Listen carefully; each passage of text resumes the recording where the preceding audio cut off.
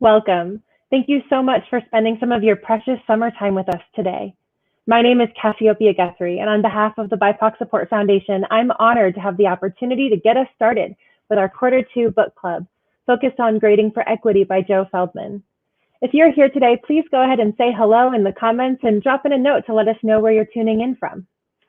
Today's session is generously sponsored by our sponsor, SoCal Green Screen. Thank you so much to their team and to you all for your support as we engage in this discussion about equitable practices and pedagogy together. Today, we're going to be starting off with some quick introductions, and I would like to invite my colleagues to join me so that we can introduce one another. Joanne Fox has been a teacher in the Escondido Union School District since 2000. She spent over a decade teaching in the primary grades and then the last several years working with upper elementary and middle school students. She is currently working as an instructional coach supporting distance learning and blended learning. Joanne is a Google certified innovator, 2012 San Diego County Teacher of the Year, 2012 semifinalist for the California Teacher of the Year, a Q Lead Learner, Q Bold Presenter, and a Q Rockstar Faculty. In addition, Joanne has served on the California Educational Technology Task Force with former State Superintendent Tom Torlakson. Joanne is a co-founder and moderator of California EdChat, which is a popular Twitter chat where teachers from all over California collaborate and discuss educational issues. Joanne blogs about the intersection of pedagogy and app integration on her website, appeducation.com. Dr. Leodardis is the Director of Special Education in the Oceanside Unified School District, where she's working to promote inclusive educational practices and equity for students with disabilities. She started her career as a bilingual education teacher in the Tucson Unified School District. During her 20 years there, she served as a language acquisition and literacy specialist, assistant principal, and principal. Due to the passage of Prop 203, also known as English for the Children, where the bilingual education program was effectively dismantled and emerging multilinguals were segregated into 4-hour English-only blocks, she began her doctoral studies. Her dissertation focused on language orientations and leadership amidst Arizona's restrictive language policies, which detailed how language policies were restrictive towards emerging multilinguals in Arizona. She moved to Oceanside to realize her dream to be near the water. Here she serves as Director of Assessment of Accountability in Escondido Union High School District before moving over to Oceanside as Director of Special Education. And Cassiopeia Guthrie boasts a nearly 20-year career in the education, entertainment, information technology, and nonprofit industries. With experience ranging from startups to international firms to governmental organizations, her broad areas of expertise include marketing and public relations, project management, nonprofit organizational strategy, and curriculum and content development. She currently works as a district ed tech TOSA for the Escondido Union High School District and is on the advisory council for the BIPOC Support Foundation. Additionally, Cassiopeia serves on the boards of Patio Playhouse, More Than Apples, and Theater Alliance of San Diego. Cassiopeia holds a degree in journalism, credentials in K-12 education with dual emphasis in middle-level education and biliteracy in Spanish, is a National Geographic and Leading Edge certified educator, and is looking forward to finishing her MBA this summer. Most of all, she is passionate about equity work in the educational and arts spaces and believes that culturally and historically responsive curriculum, restorative justice, and competency and project-based learning are important tools in our educator toolboxes. In advance of our discussion, we'd like to invite you all to join in the following reflection, a land acknowledgement. Land acknowledgement is not a new practice, but it is one you may be unfamiliar with.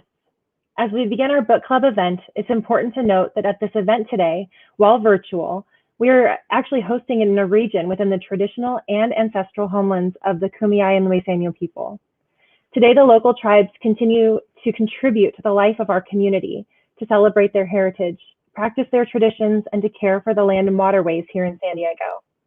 Please take a moment to consider the many legacies of displacement, genocide, and remain cognizant of the fact that we cannot separate overlapping histories of violence that settler colonialism has brought to these lands, spurred by oppression, erasure, racialized transatlantic enslavement, and forced migration.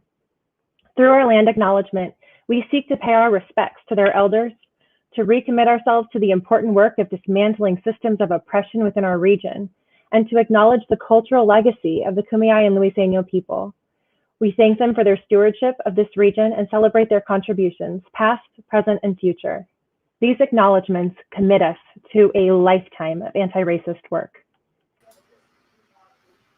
We are really honored to have the opportunity to be tackling such an ambitious set of goals today. And so that you have an idea of what to expect, we've built out an agenda for you that you can understand how our time will be spent together.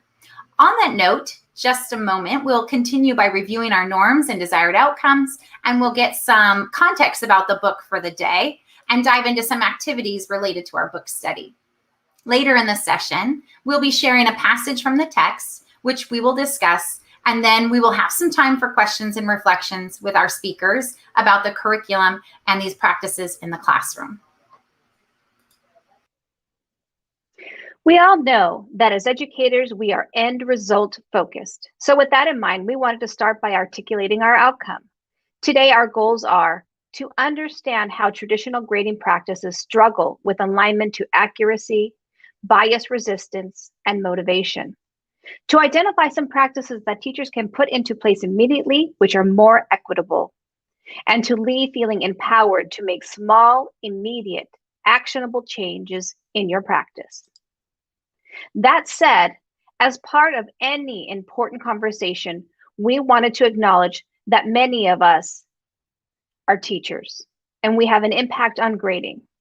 While some may experience validation, the material and conversations presented here may spark a sense of trauma, of frustration, guilt, and uncomfortableness.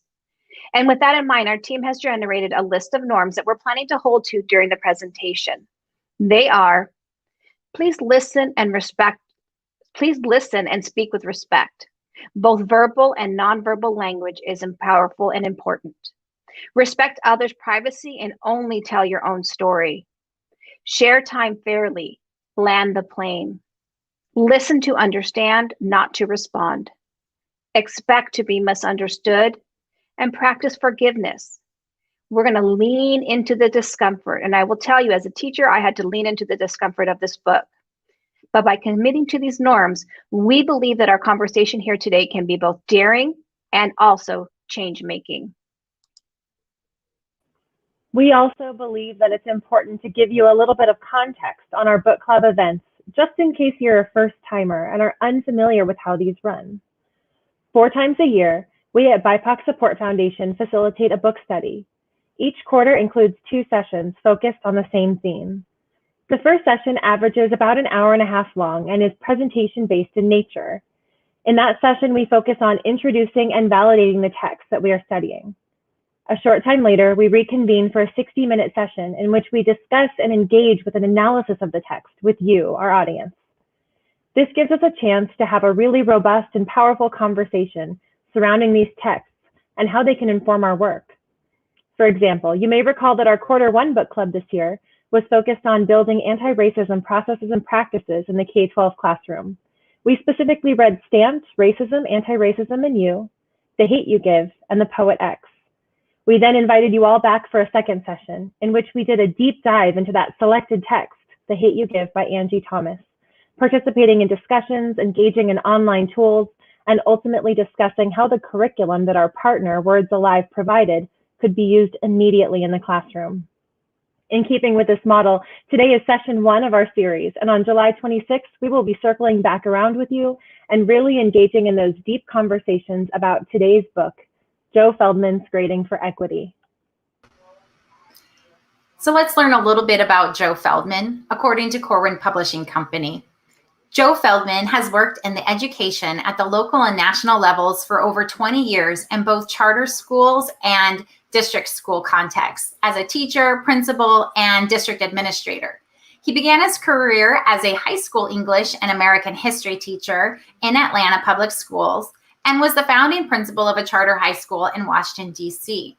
He has been the director of charter schools for New York City Department of Education and the director of K-12 instruction in Union City, California, and was a fellow to the Chief of Staff for the U.S. Secretary of Education, Richard Riley. Joe is currently the CEO of Crescendo Education Group, a consulting organization that partners with schools and districts to help teachers use improved and more equitable grading practices and assessment practices. Joe graduated from Stanford, Harvard Graduate School of Education, and NYU Law School. He is the author of several articles on grading and assessment and the author of Teaching Without Bells: What Can We Learn from Powerful Practice in Small Schools? He lives in Oakland with his wife and 2 children.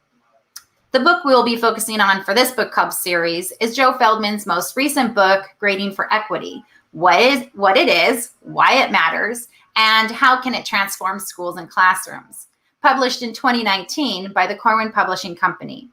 While you may not think of grading when thinking about the context of equity work, Feldman introduces you to the historical context of grading practices and invites you to analyze your own web of belief when it comes to your grade book. He analyzes the practice of grading, summarizing years of research to introduce you to specific grading practices aligned to 3 critical pillars for equitable grading: mathematical accuracy, bias resistance, and motivational. Through these practices, you will find ways to improve student learning, minimize grade inflation, reduce failure rates, foster student-teacher relationships, and help to build more caring classrooms. Zaretta Hammond, author of Culturally Responsive Classrooms and the Brain, says, Joe Feldman helps us to see why grading is an integral part of an equity agenda. He shows us how we can use grading to help students become the leaders of their own learning and lift the veil on how to succeed. He reminds us that authentic assessment and transparent grading are essential parts of a culturally responsive classroom. This must-have book will help teachers learn to implement improved equity-focused grading for impact. Personally, after having read this book myself, I can confidently say this book was one of the most influential learning experiences I've had in a long time. We invite you to join us in this book study and ask you to be prepared to look closely at your own practices. And as Joe writes, grading practices are a mirror not just for students, but for us as their teachers. Each one of us should start by asking, what do my grading practices say about who I am and what I believe? One of the ideas that Joe Feldman digs into as you progress through the text is philosopher W.V. Quine's idea of the web of belief, which refers to the complex system of what we hold to be true in the world based on our experiences and prior understanding. Today, rather than spending a lot of time on that, we want to take a little bit of time to ground ourselves in this work by digging in and examining our webs of belief collectively as a group. To do that, we're going to be using an educational technology tool called Pear Deck, which is an add-on for Google Slides or Microsoft PowerPoint, and it allows for an interactive engagement using a variety of templates. If you feel comfortable participating in this activity, and we hope you do, please join our Pear Deck session anonymously by using a new browser tab to visit the URL shown on the screen, joinpd.com. Once you arrive on the landing page, it's going to ask you to type in a code, and we've displayed that here. It is QGPIIG. If you would prefer to log in on your phone or tablet, you can use this same format. Another option might be to simply jot down ideas on your own in a notebook or to add it to the chat. Again, it's your preference. You can type in the code at joinpd.com, or you can use the chat or a notebook. As we are waiting for everyone to join, we'd love to start by having you consider the following 2 questions shown at the bottom of the screen. What were you like as a student? And what influenced you to become a teacher? Once again, please join us at joinpd.com if you are able to. We would really appreciate having your feedback.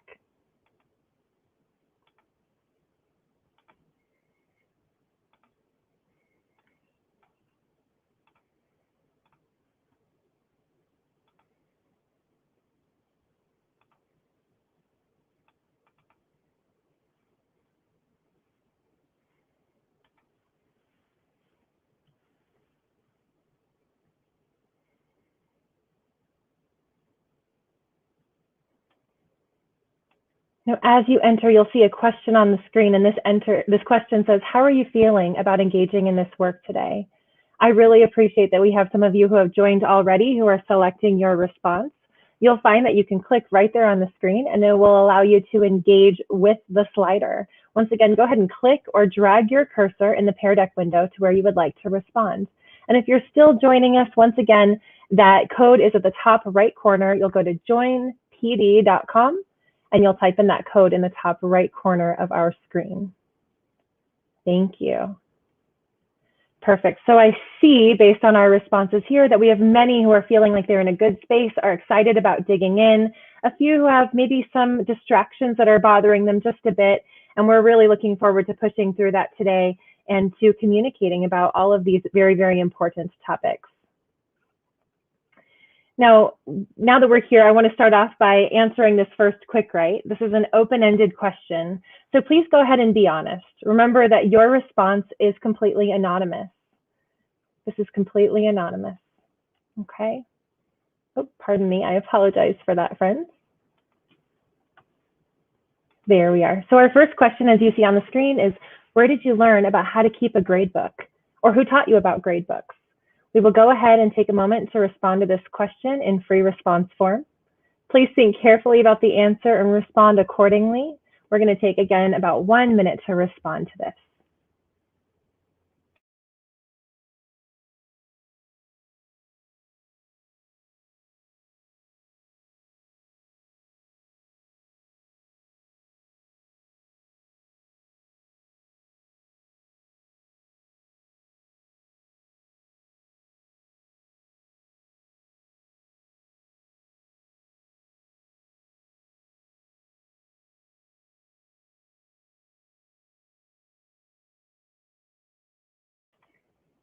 Perfect. And when you see those responses coming in, it looks like there are a couple of people who are still responding, but I do want to share these responses with you. Again, they are anonymous. You can see our responses are, I learned from the veteran teachers in my department. I did not learn how to keep a grade book in my pre-service program. Just finished student teaching. This is my first foray into keeping a grade book. My first mentor teacher. Early in my career, no one. I made it up as I went along, and in more recent years, we worked as a department and grade level team to align grading practices. For my teacher program and first job teaching, and I don't really remember, my master teacher maybe. When I started, we had those skinny green paper grade books. I recall some training about how to use Power School. So I can see that we still, again, have these responses that are happening in live time, which is so perfect. We absolutely love that. Thank you so much for all of your wonderful responses. All right, now we're going to move on to the second of our three questions. And that's going to be on the screen right now. Does your school, department, or PLC have a standard practice for calculating grades? Now this one's multiple choice, so just go ahead and take a little bit less time to respond. We'll say 20 seconds or so. You can click on yes, my PLC does. Yes, my department does. Yes, my site does. Or no, we do not have a standard practice. Please go ahead and give the response that is closest for your practice. Once again, the question is, does your school, department, or PLC have a standard practice for calculating grades? Yes, my PLC. Yes, my department. Yes, my site. Or no, none of them. Thank you so much. And this is where we responded with. You can see across the board, we have answers that fall into all of these categories. We have PLCs, departments, sites, and then several responses over at none. And so we're seeing that there is maybe not as much standardization as we might expect in some of our policies and procedures here.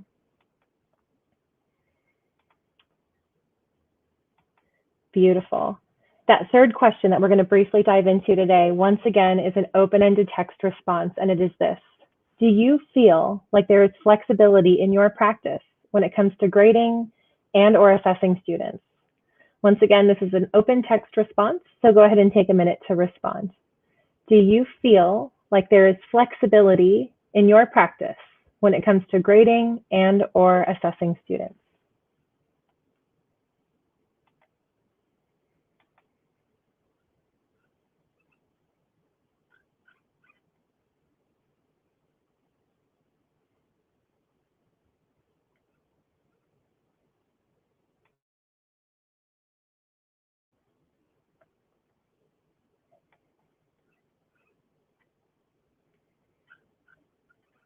Thank you so much. I can see those responses starting to come in, and I'm just going to give you about 20 more seconds to wrap up your statements.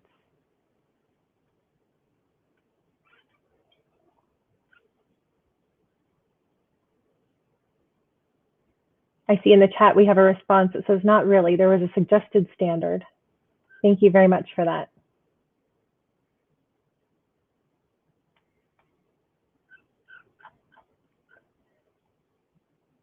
Wonderful. Here are the answers that we ended up with. There's a lot of flexibility. We have categories with mandatory weights, practice 20%, process 30%, and product 50%. That's it. Yes to flexibility. Flexibility, yes, but also consistency. I can make decisions about what to grade and what not to grade. I can make decisions about which assignments count. Yes, but this backfires when the way I grade is different from the way another teacher, another grade level teacher grades. Probably would use the word autonomy rather than flexibility, but yes, there is flexibility because I don't have to do what everybody else does. However, once I describe my system in the syllabus, then I must use it. The school where I was assigned for student teaching seemed to be fairly flexible when it came to grading and assessing, TK to 5. And yes, since I have autonomy in my grading practices, I can set my own policies, which I choose to be more equitable. But the downside is it causes a wide array of grading practices among teachers. Thank you so much for those wonderful responses.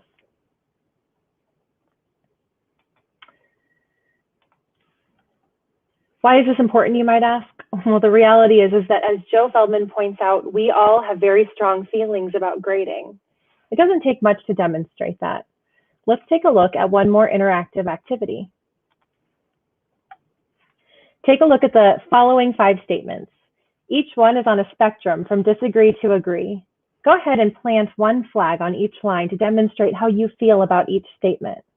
I'll go ahead and read them aloud as we go. Again, just go with your gut and decide, do you agree or disagree? First, our grading must use calculations that are mathematically sound, easy to understand, and correctly describe a student's level of academic performance. Again, go ahead and drag your icon to select agree or disagree. Secondly, grades should be based on valid evidence of a student's content knowledge and not based on evidence that is likely to be corrupted by a teacher's implicit bias or reflect a student's environment. Third, the way we grade should motivate students to achieve academic success, support a growth mindset, and give students the opportunities for redemption. Fourth, the way we grade should be so transparent and understandable that every student can know her grade at any time and know how to get the grade she wants. And finally, equitable grading distinguishes and connects the means for learning effectively the soft skills of the practice, the mistakes from its ends, academic success, and utilizes the broad and diverse universe of feedback and consequences of which only one part is a grade. Now, as you are finishing this, we are also going to add a link to the chat that you may certainly respond to. This link is a quick quiz. It is totally private, and it's going to give you just a small peek into your own personal grading practices. And I want you to know in advance that, yes, this may be uncomfortable. So if you can, try to sit with that, think about it, and think about what does that feel like, and then what comes next. Once again, that link has been added to the chat for you. And it's a very, very quick quiz, just a couple of questions. And if you could go ahead and just fill out that link when you are finished. And this is, again, for your own self-reflection. So you don't have to share any responses with us, but it's for you to self-evaluate. And because it is helpful for us to develop consensus here, you can see these are where our responses fell on the disagree to agree scale. You can see we have a very, very wide range from one side to the other, disagree to agree, but we do have a lot of polarized options here, don't we? A lot of people who are specifically selecting in that green or that red spot, and fewer responses in the yellow.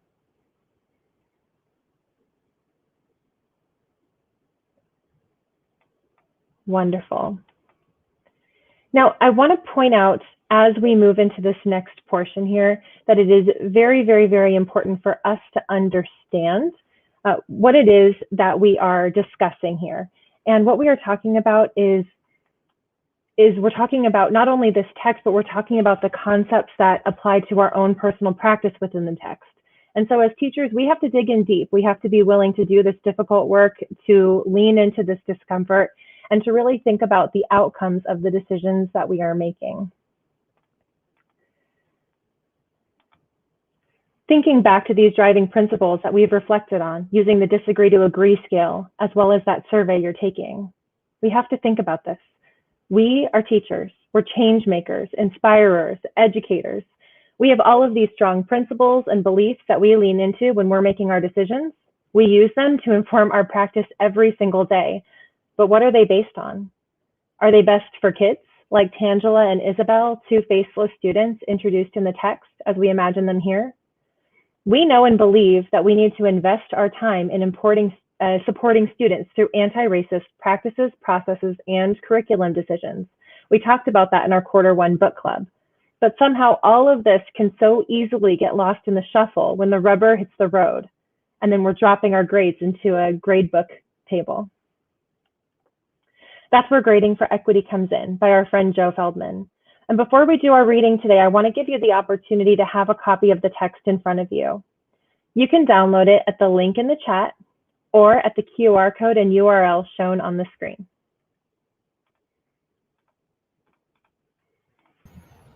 As you're doing that, in the meantime, it is my honor to introduce our fabulous performer today, whose incredible voice will help introduce an excerpt from the prologue. Carl Atwater was born in Chapel Hill, North Carolina. He's a graduate of Howard University with a BFA in theater. Carl is a very busy actor on stage and screen in spite of COVID. He is currently working on stage and film projects. He's a classically trained singer and has performed opera at the John F. Kennedy Center, sung backup for Aretha Franklin, sang with the Alvin Ailey Dance Company and Mary Lou Williams, and has sung the national anthem at Madison Square Garden on multiple occasions. Carl is currently rehearsing Ain't Misbehaving in Rome, Georgia. He was awarded the LA Critics Award for Best Performance in a Musical for his portrayal of Bert Williams in Williams and Walker. Carl is also an accomplished photographer with over 40 years of experience. We will now hear Carl Atwater read an excerpt from Grading for Equity, starting at the very top of the prologue, which you can download at the link on the screen if you would like to follow along. Thank you, Carl. Thank you. The data couldn't be possible. Actually, it shouldn't be possible. Mallory had just completed her first year as principal of Centennial College Prep Middle School, a new public charter school in Huntington Park, California. As a young white woman leading a school that served nearly all Latino students, many live below the poverty line, Mallory had approached her job humbly, not immediately pushing initiatives and changing policies to align to her own personal vision, what she called the new sheriff in town approach. Instead, her priority was to first understand her school community, its context, history, strengths, and needs. She had watched, listened, and built relationships with her faculty, students, and their families. She had visited classrooms, reviewed teachers' lesson plans, and studied the school's statistics, attendance percentages, disciplinary referrals, and test scores. Whether the data she reviewed was hard data, like test scores, or soft data, like her observation of teacher-student dynamics in classrooms, Mallory kept a sharp lookout for how the school could be made more equitable. Mallory's vision was that students should have equal opportunities for success regardless of their ethnicity, first language, gender, income, or special needs. She paid attention to patterns of unequal achievement or opportunity in her school. For example, were boys being referred more frequently to the office? Were poorer students showing a common weakness on a strand of skills on the writing assessment? Did students who received special education services have a higher rate of absenteeism? But that wasn't all. To Mallory, one of the most important indications of a high quality equitable school is that students are successful regardless of their teachers.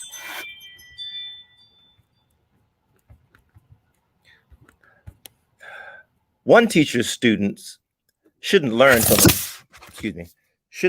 from a different material or be less prepared for the next grade than another teacher's students. Formally, based on her classroom visits and other data, Mallory found that although teachers approached their work in ways that reflected their individual backgrounds and personalities, students' learning experiences were generally consistent across classrooms. Students in the same course taught by two different teachers, such as Miss Thompson's and Miss Richardson's sixth grade English classes, were learning the same skills, reading the same books and essays, getting the same homework, receiving similar support, and taking the same tests.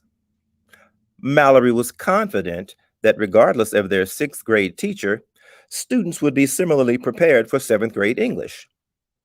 Since teachers were aligned with what and how they were teaching, and because the school didn't track students or create unbalanced classes, where one sixth grade English class would be stronger than the others, Mallory reasoned that by all accounts, the performance of students should be comparable across teachers of the same course. In other words, the rate of A's, B's, C's, D's, and F's in any course should be relatively similar for each teacher of that course. But that wasn't happening. Strange things were showing up in the data.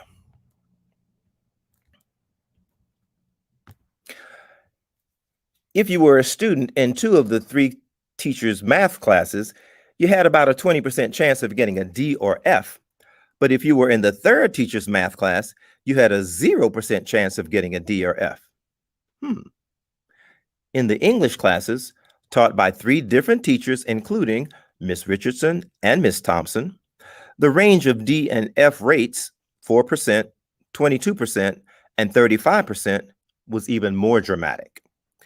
Mallory double-checked the grade data, then double-checked that students in the classes weren't significantly different. In other words, one teacher's students as a group didn't have lower standardized test scores or higher rates of absences.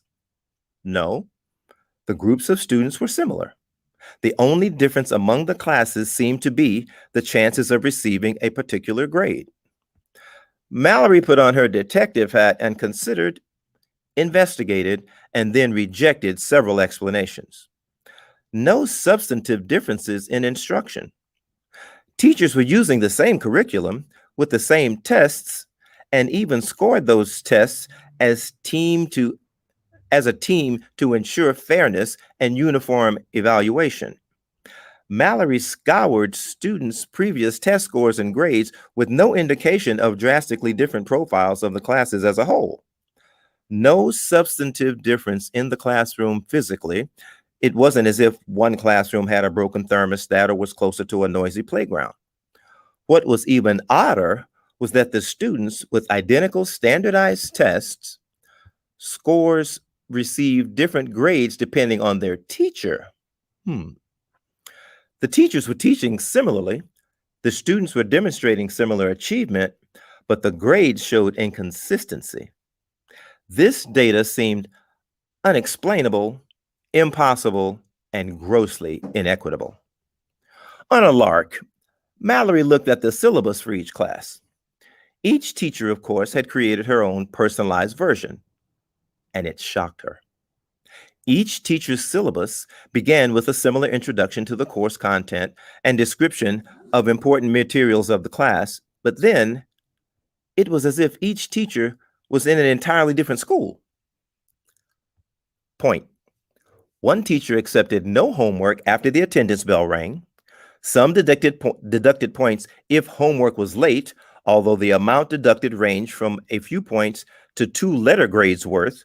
And another accepted work beyond the due date up until the end of the quarter with no penalty. Point. One teacher gave each daily homework assignment a grade of 10% or 100% based on how much of the homework was completed and correct, and allowed students who had received 10% up to 1 week to correct mistakes. Another gave full credit for an assignment if the student showed effort to complete it, regardless of whether answers were correct. Point. One teacher reduced points on an assignment if the student didn't completely and correctly write her or his first and last name along with the title of the assignment. Another subtracted points if an assignment was submitted on notebook paper that had ripped holes or ripped edges. Point. Most teachers organize their gradebook by grouping types of assignments into categories: homework, classwork, tests, etc., and weighted each category to denote its importance. Homework equals 30% of the grade, test equals 70%. However, no teacher had the same weightings for any categories. For example, the weight of tests ranged from 40% to 70% of a student's grade. Point. Some teachers had only 3 categories of assignments: tests, classwork, and homework, while others included categories that seemed more subjective, such as citizenship, participation, and effort. There was no explanation in the syllabus of how these subjective categories were calculated or on what they were based. Point. Other teachers didn't use percentage weights at all, but assigned different point values to different assignments.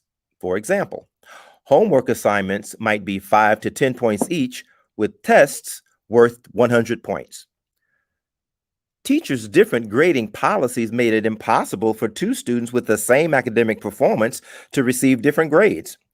What particularly confused and concerned Mallory was that some teachers were grading students on criteria that seemed to have nothing to do with their academic achievement, such as whether their paper had intact holes or had the proper heading.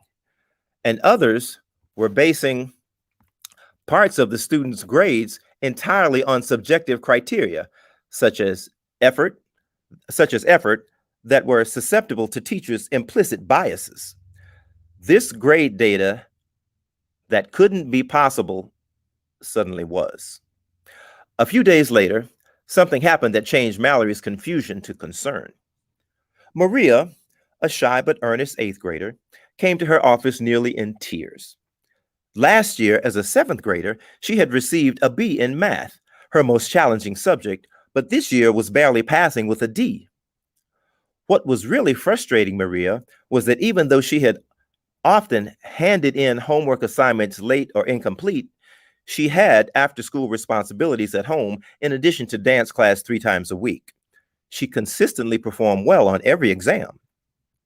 She obviously had learned the math and had shown it when it mattered most. And though last year this type of performance had earned her a B, her teacher this year gave zeros for late or incomplete homework, resulting in her D. Maria was feeling a crisis of confidence. Other students copied to get their homework in on time for the homework points, which Maria had resisted. But would she have no other choice? Had last year's teacher lied to her about her math skills? Was she not as good at math as she thought? Or was this year's teacher out to get her? To Mallory, no longer were her teacher's inconsistent policies a theoretical dilemma. The school had spent months of planning and coordination to make sure teachers in the math department were using sequenced curriculum and that each teacher was preparing students to be ready for the next year, called vertical alignment.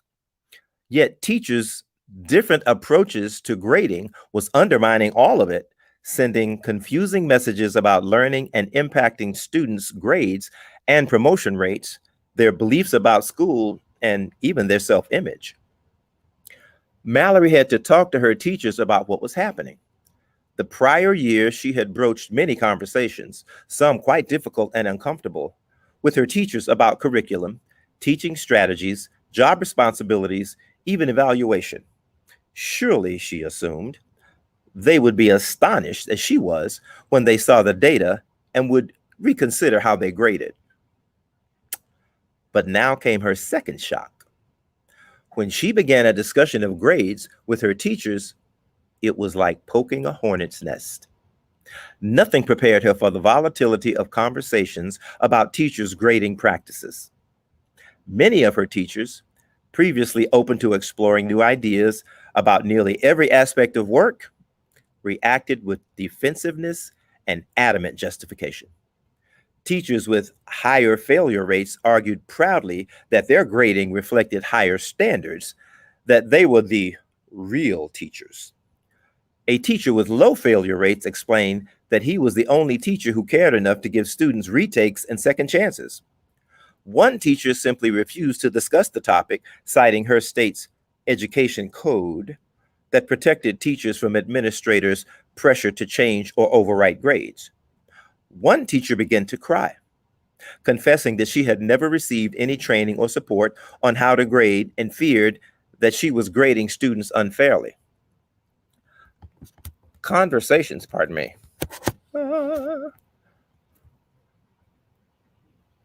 She had work-like conversations about classroom management or assessment design, which teachers approach with openness and in deference to research. Instead, teachers talked about grading in a language of morals about the real world benefits about students. Grading seemed to tap directly into the deepest sense of who teachers were in their classroom. When she talked about these grading problems with principals of other schools, Mallory was surprised and dismayed to learn that grading varied by teacher in every school. This phenomenon was widespread, even the norm. Teachers thoughtfully and intentionally were creating policies that they believed, in their most thoughtful professional judgment, would promote learning. Yet, they were doing so independently and often contradicting each other, yielding in each school a patchwork of well-intentioned but ultimately idiosyncratic approaches to evaluating and reporting student performance. Even when a department or a group of teachers made agreements, for example, to have homework count for no more than 40% of a grade, teachers' other unique policies and practices, such as whether homework would be accepted after the due date, made their attempts at consistency seem half-hearted and ineffectual. What's more, even though every principal had the same problems and frustrations with inconsistent grading, no one had any success in addressing it. Other principals had tried to raise the topic of grading and had met the same kind of resistance Mallory had experienced, sometimes even with vitriol and formal allegations of attempted infringement upon teachers' academic freedom. Mallory wondered, was inconsistent grading an unavoidable part of schools? Like the annoying bells between classes, the complaints about cafeteria food, the awkward physical education outfits, and weak turnout at open house? Was it an inevitable side effect of teacher creativity, ownership, and initiative? Were teachers' different ways of evaluating and reporting student performance a hallmark of teachers' professionalism or an undermining of that professionalism? And did principals' avoidance of addressing the variance and inconsistency of grading represent support of their teachers, a détente between teachers and administrators, or an unspoken compromise that ignored the damaging impact on children, particularly those who are most vulnerable?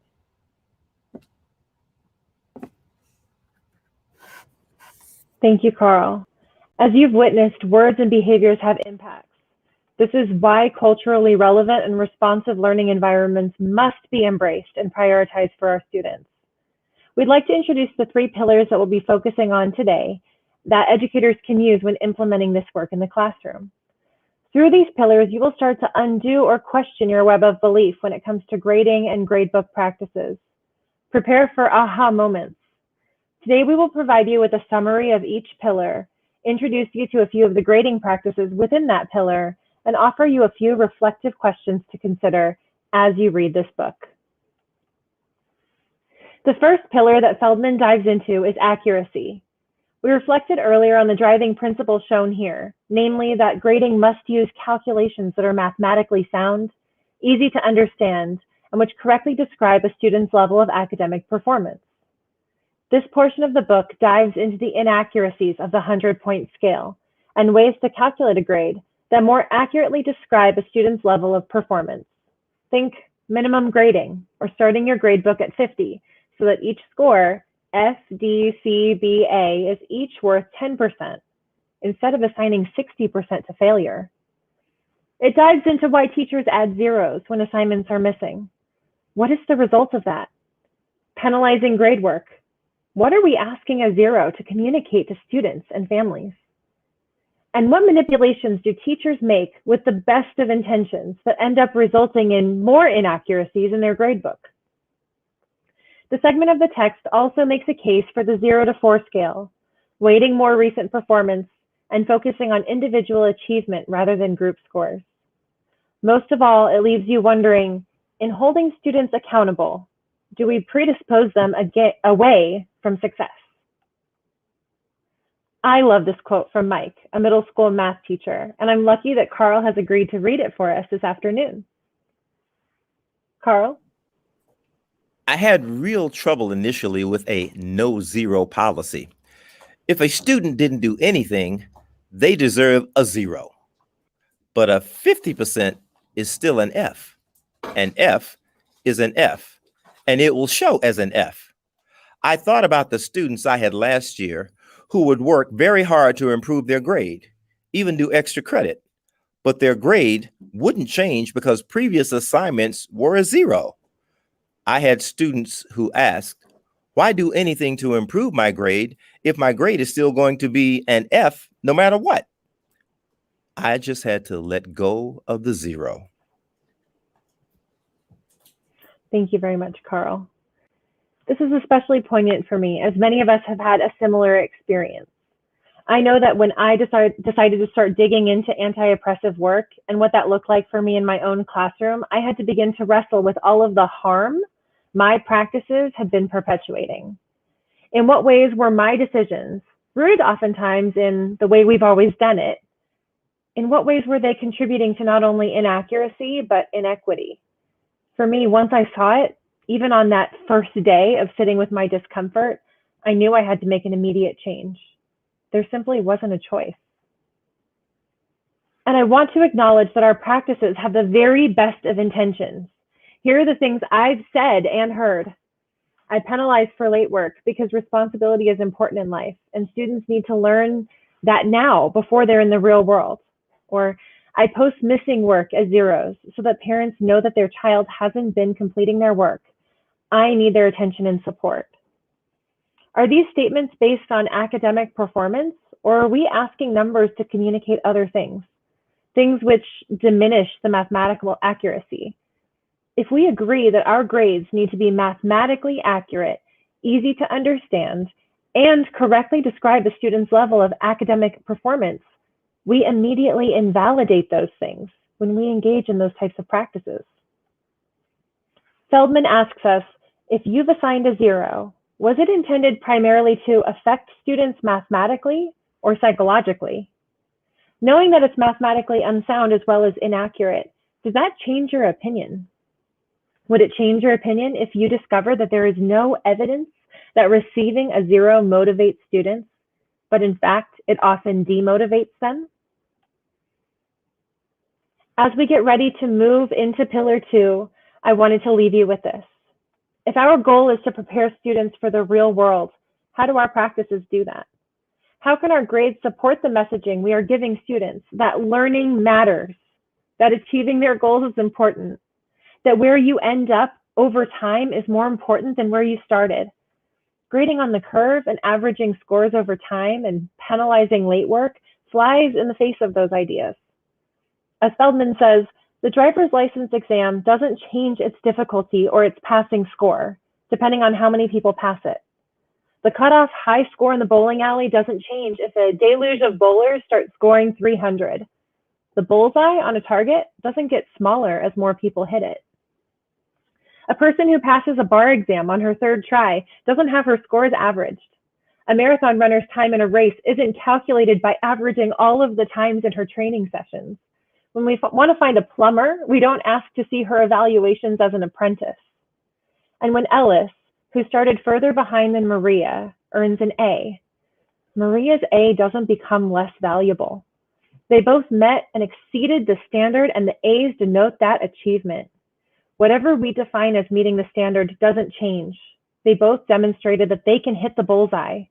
Isn't that what we want to happen? Equity means not only that we don't fear that too many students will meet an academic standard, but that we actually believe and want as many students as possible to meet that standard. It's worth thinking about. On that note, I'm going to pass the baton to my colleague, Leah, who will be sharing a bit more about Pillar 2, bias resistance. So I wanted to start off and talk about my why. In second grade, I ran away from home because the teacher, Mrs. Panessa, who I called the mean spinach from Mad Libs, told me that my parents would be unhappy with my second grade report card. I was a little naughty and probably a lot unmotivated by school. My parents' response was that no one would ever want to see my second grade report card. And guess what? No one has. And I am here for that little girl that was afraid and ran away from home because of my second grade report card. So the driving principle really talks about that grades should be based on valid evidence, that we want to really look at students' content knowledge. And we want to really understand that we have grades that are not affected or corrupted by our implicit bias and that don't think about a student's environment. So as we think about our students that may have a lot of different things happening at home and may not be able to work with their at all of the extra credit and all of the things that we're going to ask for them to do, we want to really be able to support them. So we want to know why. If we want to interrupt and dismantle the education structure that have allowed and perpetuated the achievement and opportunity gaps, we have to find ways to reduce the influence of biases that operate without us even realizing that. We should be grading on a student's knowledge and not on their circumstances. We need to do more of this. For me, the two biggest takeaways of the anti-bias or the bias resistance pillar was timing and cheating. And I think about timing as being very fluid. My assignment deadlines were based on when grades were due, and it should have been on when students were accomplishing the learning. So even when April 15th rolls around for time for the taxes, I can ask for an extension because the IRS cares more that I pay for my taxes than about when I'm filing. And cheating. I have been totally guilty of being the zero teacher instead of considering that it wasn't restorative. In fact, today I was working with some colleagues looking at a policy on reclassification, and we cheated by looking at what other districts were putting in place and looking at their processes. In school, would I have been given a 0 for that? Or am I being asked to not reinvent the wheel and to look at what other peers are using as models? This totally changed my thinking because I strive for restoration in my practices, and that is key. I love this quote from Mike, a middle school math teacher. And I went up instead of down. My apologies. I chose this passage based on an interview from a high school principal that echoed that he shadowed students throughout the day. The principal did all the in-class and out-of-class assignments, and it took him a long time to complete the work. And when he checked in with the student the next day, they were to compare the amount of time it took. The principal was surprised to learn that the student couldn't complete all the work because the student had to care for his siblings with their homework, and that he finally went to bed at 1 a.m. This passage from the student voice of Tiffany echoes that experience. And as I was discussing this with Mrs. Guthrie, it turns out that she was that student's teacher.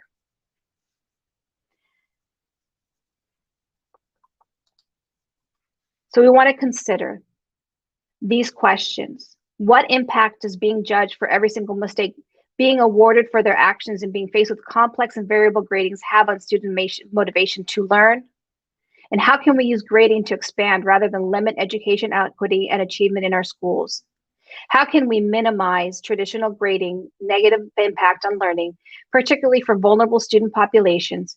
And how can we instead reimagine grading to encourage rather than undermine effective teaching and learning? And what I find amazing about this book is that after 25 years of being a teacher, it challenged me to consider my own implicit bias about grading. Mrs. Guthrie, Ms. Fox, and I were discussing at the beginning of the planning of the sessions how we learn to grade. And I looked around at the time when I was just a brand new teacher and my more experienced peers, and they were using their Frank Schaefer grade book, and no one ever discussed with me which assignments, why, and how. And I have, over the years, feel like I have made it up.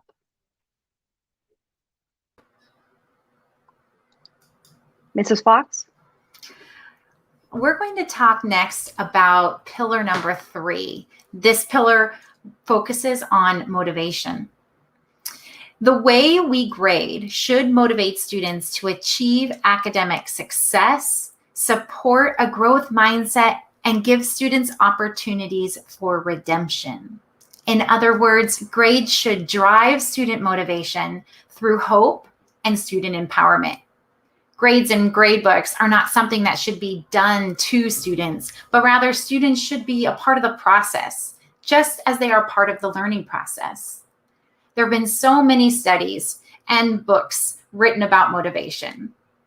What the most current research tells us is that extrinsic motivators only work with simple or formulaic tasks, that it actually lowers performance when it comes to creativity and higher order thinking.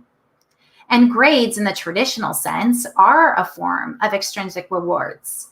If you do all of the assignments and do well in the class, you will get a good grade. And in the same sense, grades also act as extrinsic punishment. If you don't perform well, you will get a bad grade. So this begs the question, do grades actually serve the purpose to motivate students? This is a common misconception. And in chapter 11, Feldman delivers you research to challenge your beliefs about what truly motivates students and how grading practices in the traditional sense can actually hinder student motivation to truly learn. Feldman shares that grades undermine the role of mistakes when we think of the process of learning. When we think about the idea of the growth mindset and how students learn, mistakes are a critical part of that process. And as Cassiopeia mentioned when discussing Pillar 1, grades need to be mathematically accurate. But how can they be mathematically accurate if we are measuring them early on in the learning process when they might not yet have mastered that skill?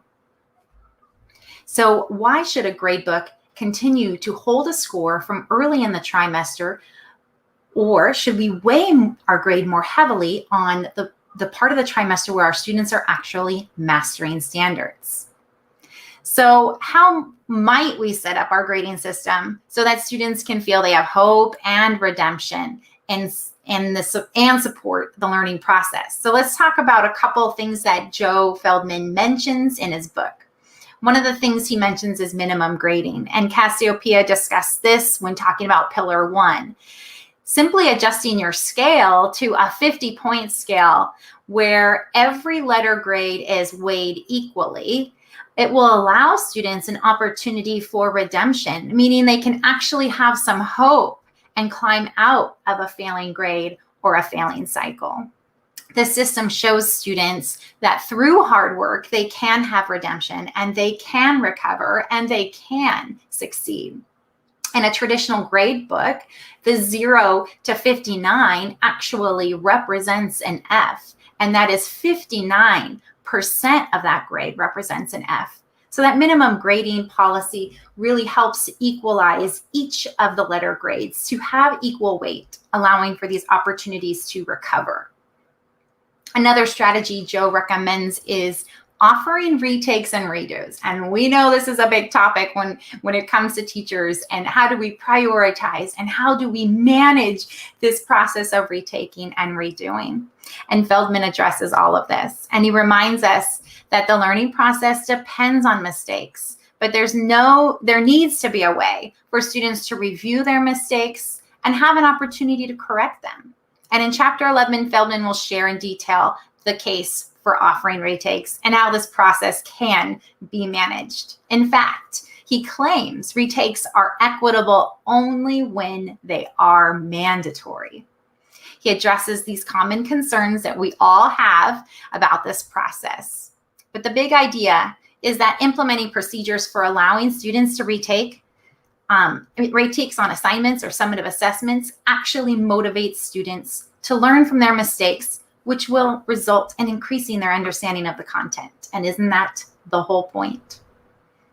And there's another big idea in the pillar of motivation, and it is the way we grade should be so transparent and understandable that every student can know her grade at any time and know how to get the grade she wants. Feldman addresses ways that we can lift the veil in our schools, allowing students the transparency and how the system actually works. Too often, a school's formal and informal rules relate more to students and families the system was originally built to serve. Those with higher education backgrounds, those who speak English as their primary language, and those from wealthier backgrounds. The system is easier to navigate for some and much more challenging than others. And we need to make our rules about our gradebooks more explicit for all students. Here are 2 ways that he suggests making grading more transparent and understandable for students. One is the use of rubrics. And while this is not a new idea, Feldman really reinforces why they are important in the work of providing bias-resistant learning experiences for students in our classroom. Rubrics lift that veil of expectation on assignments and projects by clearly articulating the criteria for success, allowing students to not only know what their grade means, but also exactly what they need to do in order to achieve a higher grade. Feldman dives deep into the use of rubrics and discusses ways you can ensure your use of rubrics is bias resistant, mathematically accurate, and offers ways to use rubrics to help empower student reflection and metacognition. A second idea he suggests is the use of a standards-based gradebook. And many of you may even be already working in a standards-based report card system. So this will help you to align your gradebook to what your report card is doing. But many of you also wonder, how can you apply this kind of a practice inside this system that you are given and told to work inside? Many of us are assigned grading systems such as PowerSchool. And how can we work within these confines to do what is right for students? A standards-based gradebook becomes much more than a collection of points on a traditional gradebook.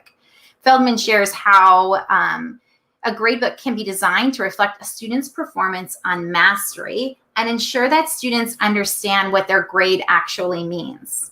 So let's take a look at an example that Feldman provides for you. And his book is full of real life examples of what this looks like in practice. These are not just theories.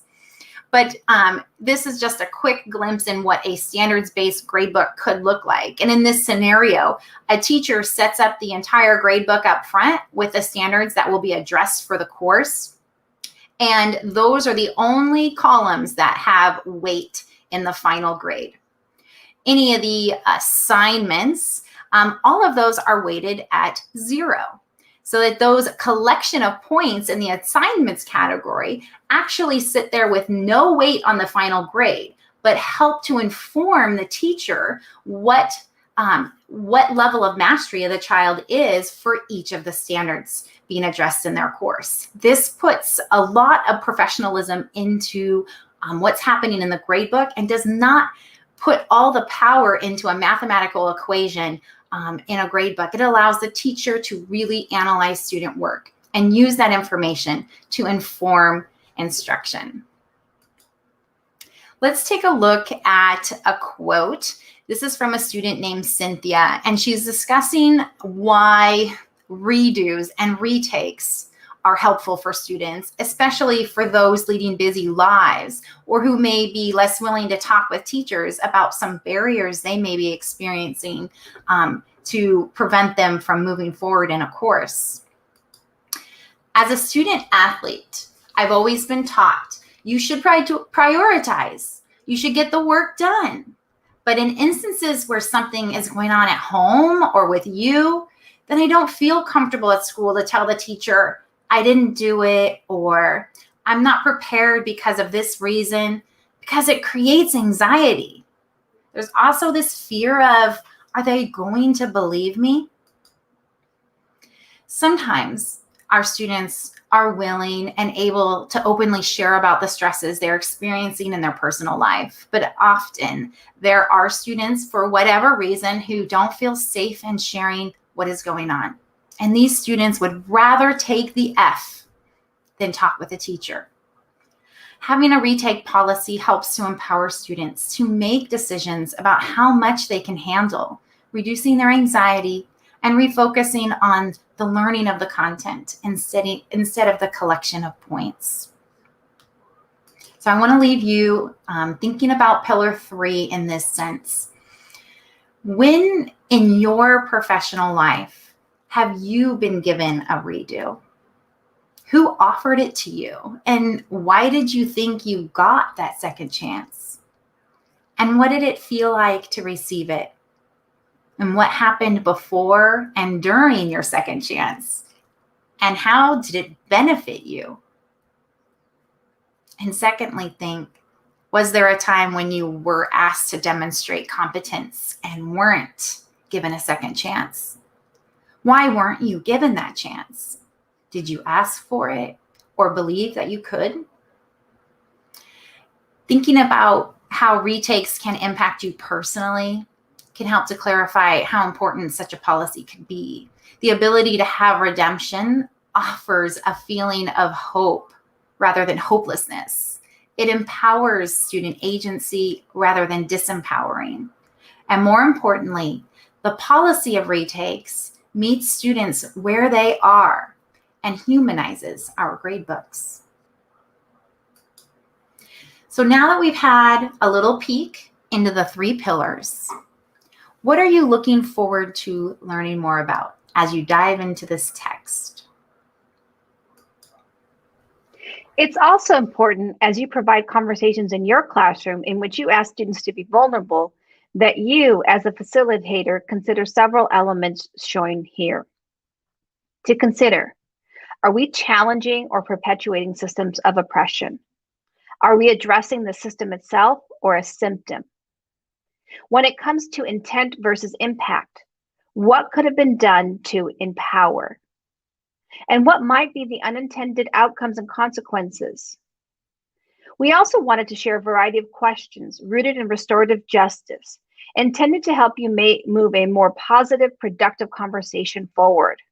These questions should sound familiar from our conversation today, because these are questions that we can ask whenever we have any kind of opportunity to restore a relationship.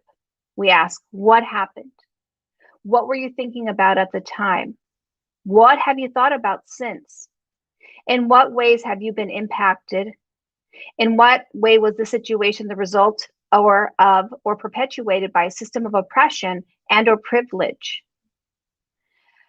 What do you think needs to happen to make things right? And on that note, we'd like to take a few minutes for questions. So I'll invite my colleagues to join me up here on stage.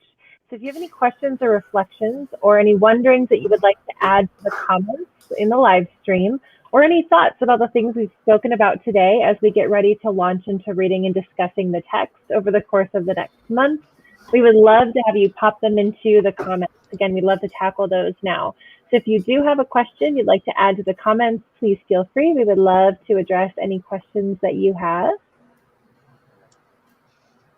I agree, Camila. Thank you so much. Surprisingly, these practices are not uncommon. That is why this conversation and the work is important. And I think that the practices are what we're seeing happening in classrooms, and oftentimes the decisions to engage in the particular practices that we use are rooted in, as we have previously mentioned, something very early in our career, our mentor teacher, or perhaps there are specific percentages that are offered by a team. So I think that it's really important to think on where we get all of our ideas from. Where does this web of belief start from? Thank you. Christabel, thank you so much for your question about the reflection questions. You can actually, this is a live stream, and you will be able to pause and screenshot if you would like, or you can send us an email at BIPOC Support Foundation, and we will be more than happy to get those questions to you. And I see Wilson's Biology Lab. Thank you so much for your question about reading the book by the next session. We would really love it if you were interested in continuing on with us to our next session on July 26th. And anybody who would like to continue on, you will actually go ahead and pick up a copy of Joe Feldman's text. You can read it, and then we will come back and we will have a much more engaging and interactive conversation with a variety of different activities at that July 26th event.